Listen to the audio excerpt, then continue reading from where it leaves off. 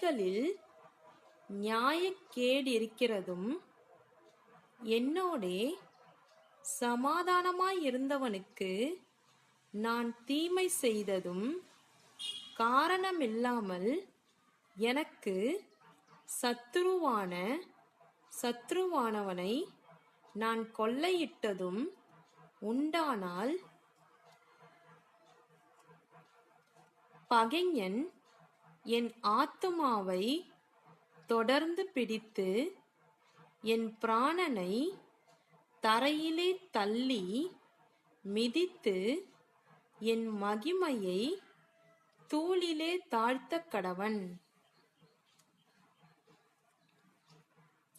கர்த்தாவே, நீர் உம்முடைய கோபத்தில் எழுந்திருந்து என் சத்துருக்களுடைய மூர்க்கங்களின் நிமித்தம் உம்மை உயர்த்தி எனக்காக விழித்துக் கொள்ளும்.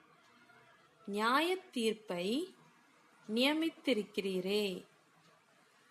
ஜனக்கூட்டம் உம்மை சூழ்ந்து கொள்ளும். அவர்களுக்காக திரும்பவும் உன்னதத்திற்கு எழுந்தருளும்.